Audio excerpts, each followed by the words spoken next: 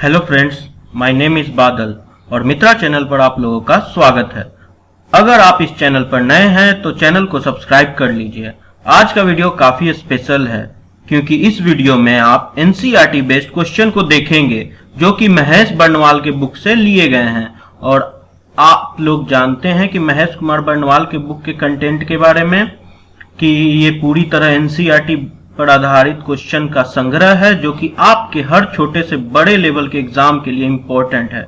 इसलिए ये बुक एक अच्छी तैयारी के लिए बेस्ट मानी जाती है।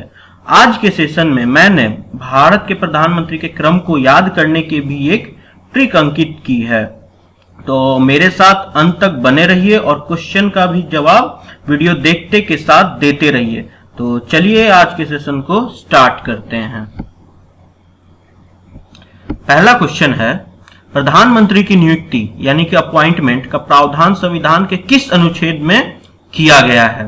तो ऑप्शंस दिए गए हैं। ए है अनुच्छेद 72 यानी कि आर्टिकल 72, अनुच्छेद 75 यानी कि आर्टिकल 75, अनुच्छेद 73, अनुच्छेद 76।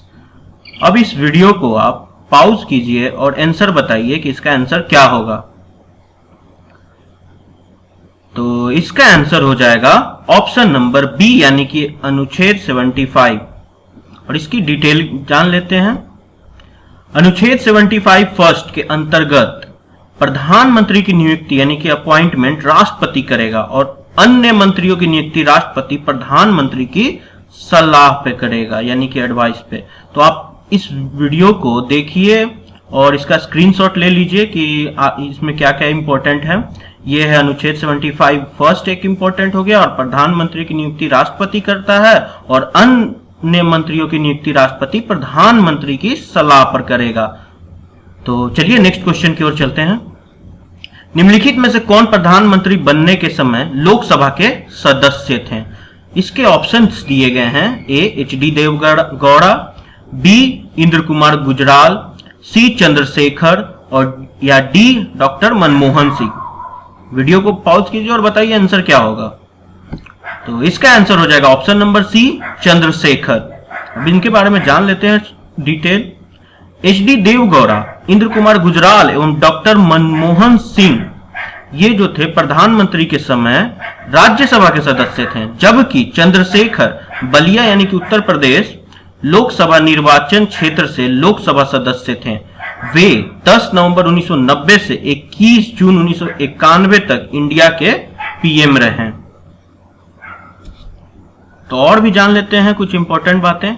ये देखिए प्राइम मिनिस्टर ऑफ इंडिया की मैंने लिस्ट डाल दी है कि आप इसका एक बार स्क्रीनशॉट ले लीजिए क्योंकि मैंने एक ट्रिक बनाई है जिसमें आप ट्रिक में देखेंगे मैंने जितने भी प्रधानमंत्री का क्रम है उसकी मैंने ट्रिक बना के रखी है जो कि आप क्रम के अनुसार आसानी से याद कर पाएंगे। तो चलिए देखते हैं आखिर वो ट्रिक है क्या।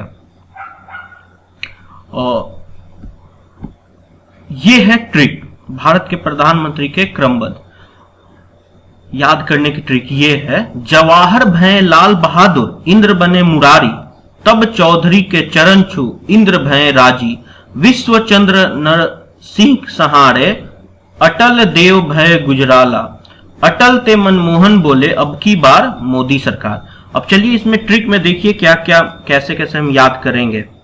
ये देखिए अंडरलाइन जो मैंने किया है जवाहर, ये पहले प्रधानमंत्री थे हमारे भारत के। इनका क्रम था 1947 से 1964 तक।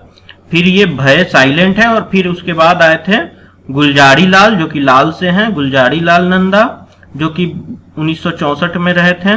फिर उसके बाद आए थे लाल बहादुर शास्त्री जो कि 1964 से 1966 तक रहे थे।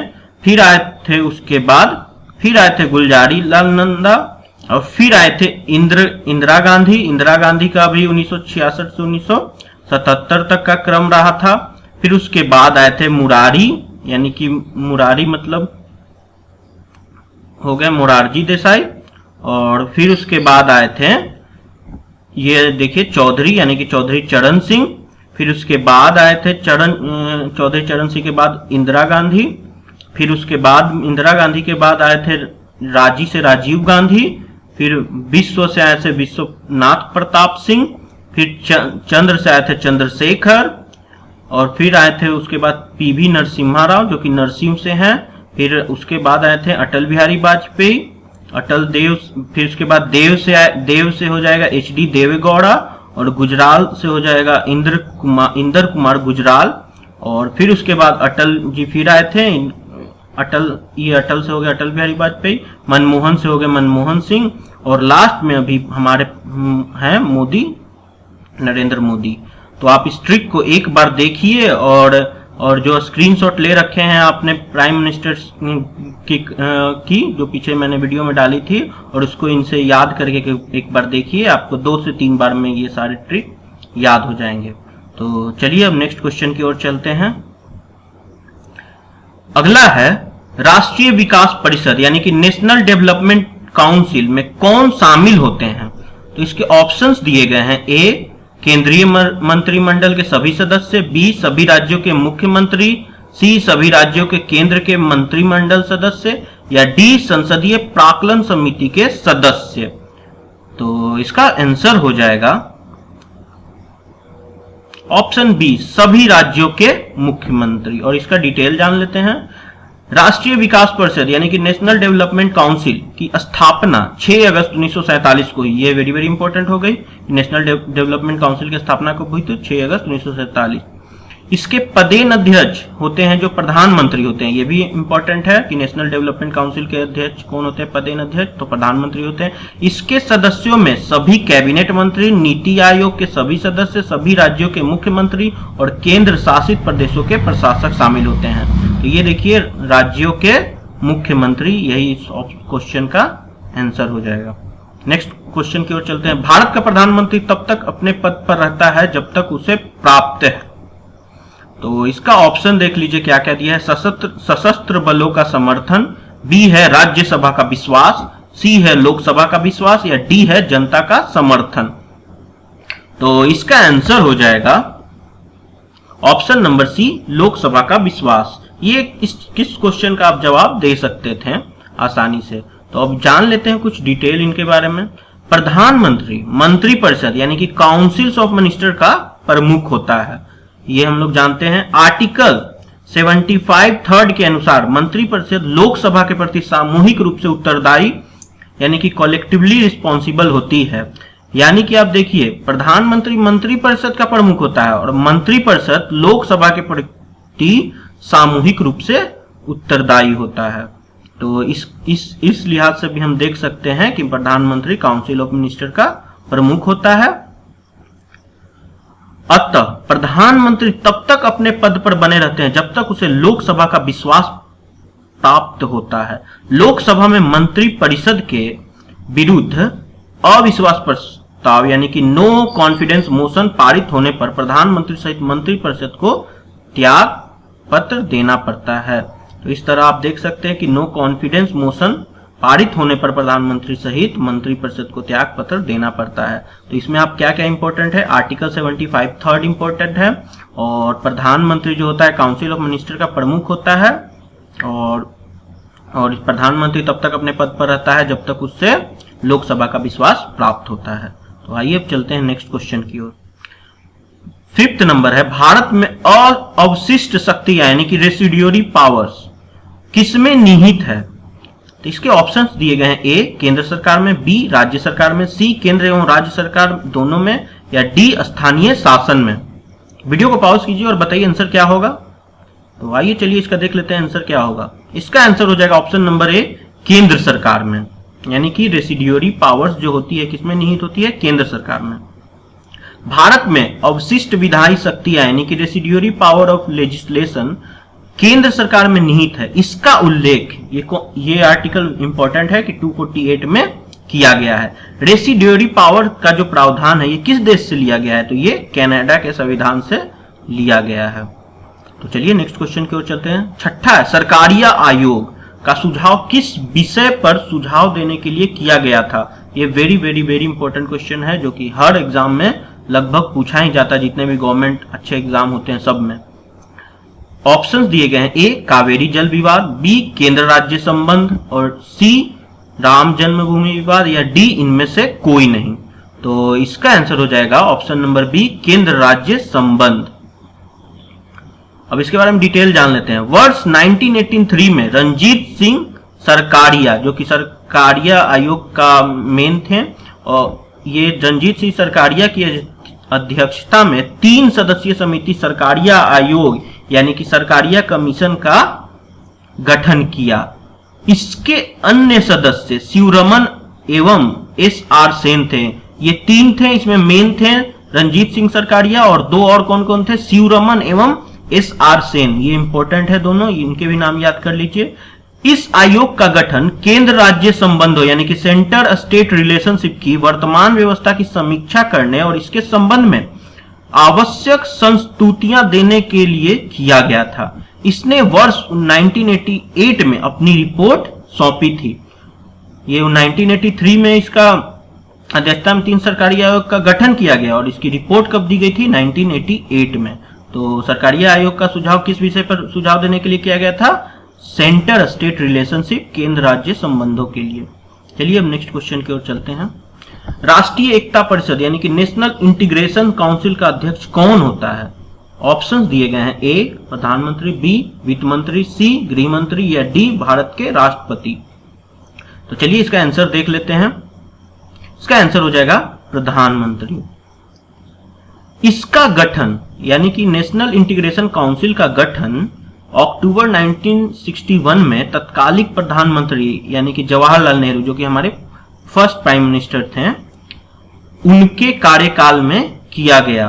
और इनका मेन क्या था, इनके तत्कालिक प्रधानमंत्री जवाहरलाल नेहरू द्वारा जातिवाद, सांप्रदायिकता और क्षेत्रवाद यानी कि कास्टिज्म, कम्युनलिज्म और रीजनलिज्म जैसी समस्याओं से निपटने हेतु किया गया था। इस परिषद के अध्यक्ष प्रधानमंत्री होते हैं। तो आप तो जानते हैं कि 1947 से 1964 तक कौन थे हम प्रधानमंत्री भारत के, वो थे पंडित नेहरू, और उन्हीं के टाइम पे इसकी गठन किया गया था नेशनल इंटीग्रेशन काउंसिल का। चलते हैं नेक्स्ट क्वेश्चन की ओर। 8वां है, प्रधानमंत्री को उनके कार्यकाल के साथ सुमेलित कीजिए। तो ये क्वेश्चन बहुत इंपॉर्टेंट है। क्यों इंपॉर्टेंट है? क्योंकि इसमें आप अगर पीछे अच्छे से अगर प्रधानमंत्रियों के कार्यकाल को अगर देखे होंगे तो आप 1-2 ऑप्शंस तो ऐसे ही कर लेंगे। क्योंकि अभी रिसेंटली अगर देखा जाए तो इसमें सबसे ज्यादा फेमस कौन है, अटल बिहारी वाजपेयी।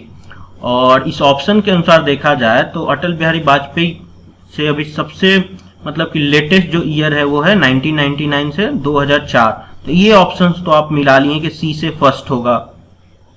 और चंद्रशेखर जो कि हम देखे थे, उसमें चंद्रशेखर का हम लोग पिछले वीडियो में देख चुके हैं, पिछले क्वेश्चंस में, कि 1990 से 1991 यानी कि 2 ऑप्शन हमने पिछले की वीडियो से आसानी से बना ली। और बाकी जो है अगर आपने वीडियो को ध्यान से देखा होगा तो इसका आंसर आसानी से कर पाएंगे। तो चलिए इसका आंसर देख लेते हैं इतने हिंट्स के बाद। इसका आंसर हो जाएगा ए का 4 यानी कि HD देवगौड़ा 1996 से 1997 तक रहे थे। चंद्रशेखर यानी कि 1990 से 91 तक। अटल बिहारी वाजपेयी जी रहे थे 1999 से 2004। और विश्वनाथ प्रताप सिंह रहे थे 1989 से 1990 तक। तो इस वीडियो के साथ हमें इतनी जानकारियां प्राप्त हो पाई। नेक्स्ट क्वेश्चन है 9th नंबर, कैबिनेट का क्या तात्पर्य है? इसके ऑप्शंस दिए गए हैं, शासन के सभी मंत्रीगण, कैबिनेट स्तर के मंत्रीगण, राज्य मंत्रीगण या इनमें से कोई नहीं। तो कैबिनेट का क्या तात्पर्य है, इस क्वेश्चन को अच्छे से देखिए और बताइए कि इसका आंसर क्या होगा। इसका आंसर हो जाएगा ऑप्शन नंबर बी, कैबिनेट स्तर के मंत्रीगण। मूल संविधान में कैबिनेट या मंत्रिमंडल शब्द का प्रयोग नहीं किया गया था। तो आप ये ध्यान से देखिए कि उस समय मूल संविधान में कैबिनेट या मंत्रिमंडल शब्द का प्रयोग नहीं किया गया था। तो आखिर ये चीज कैसे आया? 44वें संविधान संशोधन अधिनियम 1978 द्वारा मंत्रिमंडल शब्द का प्रयोग पहली बार अनुच्छेद 352 में किया गया। और मंत्रिपरिषद में प्रधानमंत्री, कैबिनेट मंत्री एवं उप मंत्री शामिल होते हैं। चलते हैं नेक्स्ट क्वेश्चन की ओर। 10th नंबर है, उप प्रधानमंत्री यानी कि डिप्टी प्राइम मिनिस्टर के पद का सृजन मूल संविधान के अंतर्गत हुआ, संविधान के प्रावधानों से हटकर हुआ, सी 44वें संविधान संशोधन के द्वारा हुआ या डी 85वें संविधान संशोधन के तहत हुआ? तो वीडियो को पॉज कीजिए और बताइए कि आंसर क्या होगा। तो इस प्रश्न का उत्तर हो जाएगा ऑप्शन बी, संविधान के प्रावधानों से हटकर हुआ। तो चलिए देख लेते हैं इसका डिटेल क्या है। भारत के संविधान में उप प्रधानमंत्री के पद का कोई प्रावधान नहीं था। वेरी वेरी इंपॉर्टेंट कि जब संविधान में उप प्रधानमंत्री के पद का कोई प्रावधान नहीं था, लेकिन कैसे आया फिर? किंतु समय समय पर राजनीतिक कारण, जो भी राजनीतिक कारण हुए होंगे उसके कारण जो रूलिंग पार्टी द्वारा संविधान के प्रावधानों से हटकर उप प्रधानमंत्री यानी कि डिप्टी प्राइम मिनिस्टर के पद का क्रिएशन किया गया। तो ये राजनीतिक कारणों से ये पद का क्रिएशन हुआ। अब उस पंडित जवाहरलाल नेहरू के कार्यकाल में सरदार वल्लभ भाई पटेल को उप प्रधानमंत्री नियुक्त किया गया था। तो हम लोग जानते हैं कि हमारे पहले प्रधानमंत्री कौन थे? तो वो थे पंडित नेहरू यानी कि पंडित जवाहरलाल नेहरू, और उन्हीं के कार्यकाल में हुआ। तो अगर इससे एक और क्वेश्चन हो जाएगा कि हमारे पहले उप प्रधानमंत्री कौन थे? तो वो थे सरदार वल्लभ भाई पटेल। अब चलते हैं नेक्स्ट क्वेश्चन की ओर। निम्नलिखित संविधान संशोधनों में से कौन यह स्पष्ट करता है कि मंत्रिमंडल में कुल मंत्रियों की संख्या प्रधानमंत्री को सम्मिलित करते हुए लोकसभा के सदस्यों की कुल संख्या के 15% से अधिक नहीं होगी? तो ये कौन सा संशोधन था? इसके ऑप्शन दिए गए हैं, ए 90वां, बी 91वां, सी 92वां या डी 93वां। तो इसके आंसर देख लेते हैं क्या होगा। इसका आंसर हो जाएगा 91वां यानी कि ऑप्शन नंबर बी। अब इसके डिटेल्स हम जान लेते हैं। संविधान के अनुच्छेद 75(1) के अनुसार मंत्रिपरिषद में मंत्रियों की कुल संख्या प्रधानमंत्री को शामिल करके लोकसभा के कुल सदस्यों की 15% से अधिक नहीं होगी। इसे 91वें संविधान संशोधन अधिनियम, और ये कब हुआ था? 2003 के द्वारा जोड़ा गया। ठीक है, प्रधानमंत्री भी एक मंत्री होता है, किंतु वह मंत्रिपरिषद का अध्यक्ष होता है। अब देखिए इस क्वेश्चन में इंपॉर्टेंट क्या था कि लोकसभा के सदस्यों की कुल संख्या 15% से अधिक नहीं होगी। ये कौन से संविधान संशोधन से? तो 91वां संविधान संशोधन। और ये किस आर्टिकल के तहत आता है? तो आर्टिकल आता है 75(1). और कब ये लागू हुआ था? तो ये कब जोड़ा गया था? 2003 में। तो एक क्वेश्चन से हमें 3-4 जानकारियां प्राप्त हो पाती हैं। तो आज के लिए बस इतना ही। कैसा लगा वीडियो कमेंट सेक्शन में बताइए, और ऐसे ही वीडियो को पाने के लिए चैनल को सब्सक्राइब कर लीजिए और अपने दोस्तों के साथ शेयर भी कर दीजिए। थैंक यू वीडियो को देखने के लिए।